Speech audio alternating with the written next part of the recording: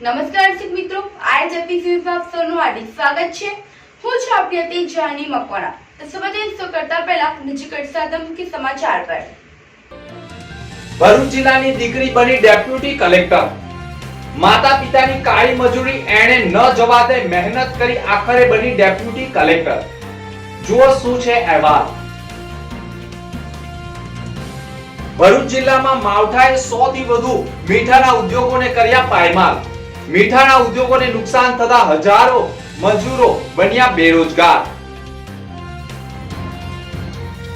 ભરૂચ જિલ્લામાં ડોક્ટર બાબા સાહેબ આંબેડકરના નિવારણ દિનની ઉજવણી। ભરૂચ રેલવે સ્ટેશન ખાતે ડોક્ટર બાબા સાહેબ આંબેડકરને ફુલાર અર્પણ કરી પુણ્યતિથિ નિમિત્તે શ્રદ્ધાસુમન અર્પણ કરાયા।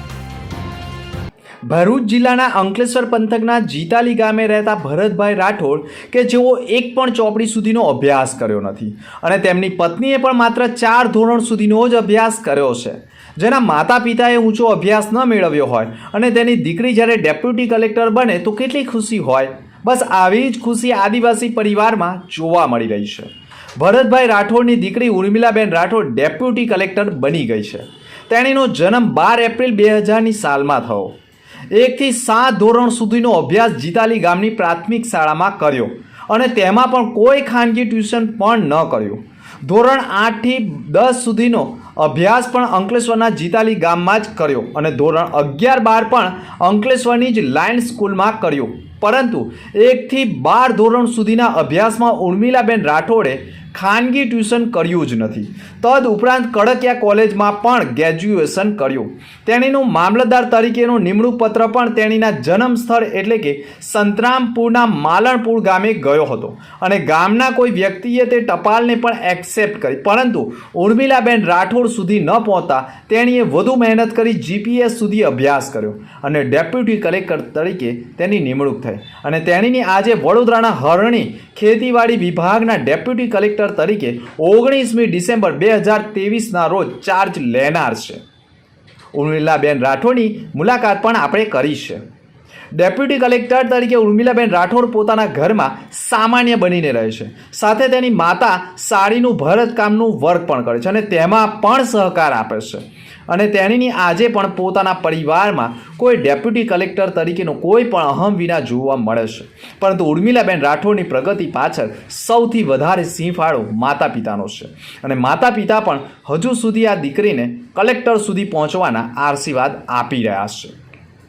ઉર્મિલાબેન રાઠોડ કોણ છે અને તેની રહેણી કહેણી કેવી છે, આ સંપૂર્ણ માહિતી મેળવવા માટે મીડિયા પણ તેણીના ઘરે પહોંચતા તે એક સામાન્ય ગરીબ પરિવારની હોવાનું સામે આવ્યું અને એક નળિયા જેવા મકાનમાં રહેતી ઉર્મિલાબેન રાઠોડ ડેપ્યુટી કલેક્ટર તરીકે હાલમાં ટ્રેનિંગ અર્થે રેલવે મારફતે પણ અવરજવર કરતા હોય છે અને આ વાતને લઈને માતા પિતા પણ હર્ષ અને ખુશી જોવા મળી રહી છે। પરિવાર કરતાં વધુ ખુશી તેના આસપાસના પાડોશી વિસ્તારમાં જોવા મળે છે। ગુજરાતમાં શિક્ષણમાં સૌથી વધારે યુવાન કરતાં યુવતીઓ આગળ છે।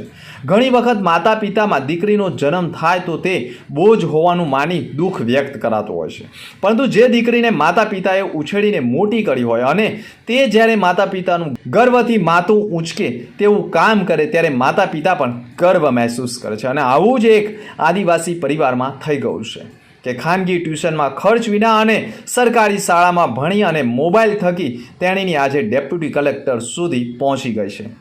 ડેપ્યુટી કલેક્ટર ઉર્મિલાબેન રાઠોડને એસએનપી ન્યૂઝ પરિવાર તરફથી ખૂબ ખૂબ શુભકામનાઓ। મારું નામ રાઠોડ ઉર્મિલા છે। હું હાલ જીતાલીમાં રહું છું। મારું મૂળ વતન છે સંતરામપુર માલણપુર ગામમાં મારી જન્મભૂમિ છે। હું નાનપણથી જ અહીંયા અભ્યાસ કરું છું। મેં પ્રાથમિક, માધ્યમિક અને હાયર શિક્ષણ મેં અહીંયા જ લીધું છે। ધોરણ 1 થી 7 મેં જીતાલી ગામમાં પ્રાથમિક શાળા છે ત્યાં ભણી હતી અને 8 થી 10 મેં જેઆઈડીસીમાં સ્કૂલ છે સરસ્વતી વિદ્યા મંદિર, ત્યાં મેં અભ્યાસ કર્યો હતો ને 11માં 10 પાસ પછી મેં સાયન્સ લીધું હતું। 11-12 સાયન્સ હું IQIIT એકેડમી છે એની અંદર હું હતી, ત્યાં મારા 78% હતા। હું સેકન્ડ નંબર પર આવી હતી ત્યાં। ત્યાર પછી મેં 12 પાસ પછી કડકિયા કોલેજ છે ત્યાં મેં BSc માટેનું એડમિશન લીધું। કેમેસ્ટ્રી ફિલ્ડ પર હું BScનું ગ્રેજ્યુએશન મેં પાસ કરી લીધું છે। તેના પછી BScનું સેકન્ડ સેમ હતું, એમાં GPSCની ભરતી આવી હતી, તેમાં મેં ફોર્મ ભરીને તૈયારીઓ ચાલુ કરી હતી. તેમાં ફર્સ્ટ અટેમ્પમાં મેં પ્રિલિમ્સ અને મેન્સ બંને ક્લિયર કરી હતી. ત્યાર પછી ઇન્ટરવ્યૂ છે તે પણ મેં ક્લિયર કર્યું છે. હાલ હું ડેપ્યુટી કલેક્ટરની પોસ્ટ પર આવી છું અને તેના પ્રેરણાદાતા મારા માતા પિતા જ છે. કઈ રીતે માતા પિતાએ તમને ભણાવવામાં મદદરૂપ થયા? ખાસ મારા પપ્પા છે તે એટલી બધી સગવડ પણ નથી પૈસાની, તો ઉપાડ લાવીને મારા પપ્પા મને ભણાવી હતી. પગાર આવતો તે વખતે પૈસા કપાઈને પછી મારા પપ્પાની સેલેરી આવતી અને એ સેલેરીમાંથી પછી હું ફી પણ ભરતી હતી. 11-12 સાયન્સની તો ફી પણ વધારે હોય છે. તે ત્યાં જ ફીનું પણ 15 તારીખ હોય તે પણ મારી 20 તારીખ થઈ જતી હતી ફી માટે. મારા પપ્પાએ એ રીતે મને ભણાવી છે. સાડી વર્ક તમે પણ કરતા હતા, શું? હા, સાડી વર્ક મમ્મી સાડી ભરતકામ લાવતી હતી. સ્કૂલેથી ટ્યુશનથી આવીને હું એ ભરતકામ પણ મમ્મીને થોડું મદદ કરવા લાગતી. ઘરનું કામ પણ હું કરવા લાગતી હતી. 6 ડિસેમ્બર દેશભરમાં બાબા સાહેબ આંબેડકર ભીમરાવની પુણ્યતિથિ નિમિત્તે પુષ્પાંજલિ અર્પણ કરવામાં આવે છે. ન્યાયશાસ્ત્રી, રાજકારણી, અર્થશાસ્ત્રી અને સમાજ સુધારક આંબેડકરને ભારતીય બંધારણના આર્કિટેક્ટ પણ કહેવામાં આવે છે. બાબા સાહેબ આંબેડકર દેશના એવા નેતાઓ જાણીતા છે કે જેમણે ભારતીય રાજકારણને એક નવો આયામ આપ્યો છે. સમરસતાના પ્રતીક ડૉક્ટર બાબા સાહેબ આંબેડકરની પુણ્યતિથિ નિમિત્તે ભરૂચ રેલવે સ્ટેશન સ્થિત ડૉક્ટર બાબા સાહેબ આંબેડકરની પ્રતિમાને ધારાસભ્ય રમેશ મિસ્ત્રી સહિતના હોદ્દેદારોએ પુષ્પાંજલિ પાઠવી હતી. સામાજિક સમરસતા, સમાનતાના પ્રહરી, બંધારણના ઘડવૈયા, ભારત રત્ન ડોક્ટર ભીમરાવ બાબા સાહેબ આંબેડકરની આજે પુણ્યતિથિ છે. ભારતીય જનતા પાર્ટી અનુસૂચિત જાતિ મોરચા દ્વારા એમને પુષ્પાંજલિ કરીને આજે સાચા અર્થમાં શ્રદ્ધાંજલિ વ્યક્ત કરીએ છીએ. એક મહાન વ્યક્તિત્વ, ભારતને સાચા અર્થમાં લોકશાહી પ્રદાન કરવામાં જેમનું સંપૂર્ણ યોગદાન છે એવા મહાપ્રહરી આજના દિવસે એમને આ સંસારમાંથી વિદાય લીધી. અમે ભારતીય જનતા પાર્ટી અનુસૂચિત મોરચા દ્વારા આજે એમને શ્રદ્ધાંજલિ. ભારત સરકાર દ્વારા જન કલ્યાણ યોજનાઓ પહોંચાડવાના હેતુસર એક અભિયાન ચલાવી રહી છે, જે અંતર્ગત 15/11/2023 જનજાતિ ગૌરવ દિવસથી વિકસિત ભારત સંકલ્પ યાત્રાનો પ્રારંભ કર્યો હતો. જેના ભાગરૂપે ગઈકાલે સોમવારના દિવસે પણ સંકલ્પ રથ ભરૂચ જિલ્લાના નબીપુર ગામે આવી પહોંચ્યો હતો, જેનું સ્વાગત નબીપુર ગામના સરપંચ, ડેપ્યુટી સરપંચ સહિત ગ્રામ પંચાયતના સભ્યો, શાળાઓના શિક્ષકો, વિદ્યાર્થીઓ તથા આંગણવાડીના સ્ટાફ અને ગ્રામજનો દ્વારા કરવામાં આવ્યું હતું. આ પ્રસંગે જિલ્લા કલેક્ટર ડોક્ટર તુષાર સુમેરા તથા ગ્રામ્ય મામલતદાર એમડી મિસ્ત્રી, ફોરેસ્ટ ખાતાના અધિકારીઓ અને આરોગ્ય ખાતાના અધિકારીઓ ખાસ ઉપસ્થિત રહ્યા હતા.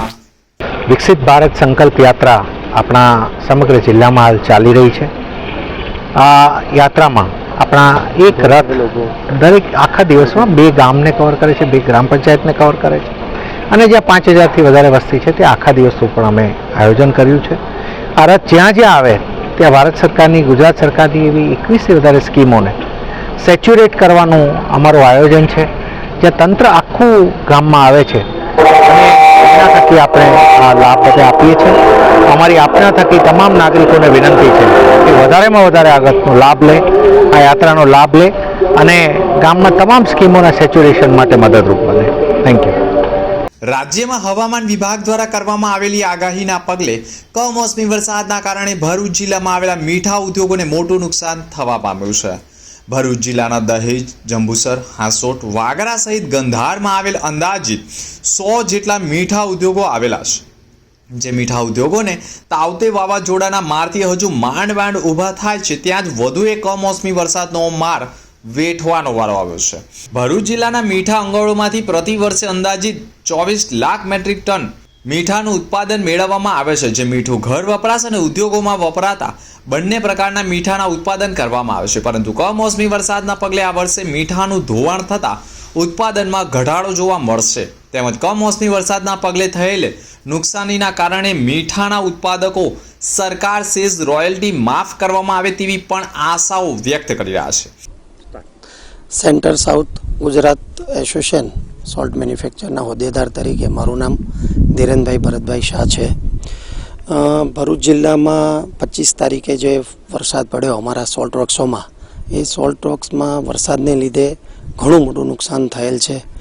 અમારું જે પ્રોડક્શન ચાલુ થવાનો ટાઈમ હતો એ જ ટાઈમે આ વરસાદ સ્ટાર્ટ થયો અને લગભગ અમારા પ્રોડક્શનને 1 થી 1.5 મહિનો હવે મોડું થશે એવું અમને લાગી રહ્યું છે. અંદાજિત અમારા બધા ભરૂચ જિલ્લાના સોલ્ટ વર્ક્સમાં 24 થી 25 લાખ ટન મીઠું થતું હોય છે, પણ અમને એવું લાગે છે કે કદાચ હવે આનાથી 5 થી 6 લાખ ટન મીઠું ઓછું થશે એવું અમને અત્યારે દેખાઈ રહ્યું છે. અને વરસાદ પછી પણ હજી પણ એટમોસ્ફિયર એટલું સારું નથી, એટલે અમે અત્યારે તો અંદાજિત જ કહી રહ્યા છે, પણ હવે એનાથી વધારે પણ થઈ શકે એવી અમને શક્યતા દેખાઈ રહી છે. તો બીજી તરફ દહેજમાં મીઠું પકાવતા ઉદ્યોગોમાં મોટા પ્રમાણમાં મીઠું ઉત્પાદન કરવામાં આવે છે. માત્ર અમારે 4 લાખ જેટલું પ્રોડક્શન છે, જેમાં ઓછામાં ઓછું અમારે જ 50,000 જેટલાનું નુકસાન થયું હોવાની પણ કેફિયત રજૂ કરાઈ છે.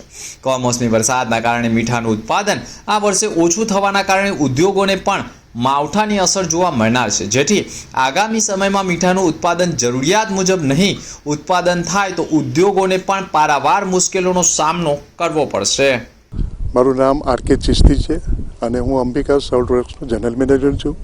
અને અમારો સોલ્ટના એકર છે 3,100 એકર છે, જેમાં અમે પ્રોડક્શન 4 લાખની આજુબાજુ કરીએ છીએ.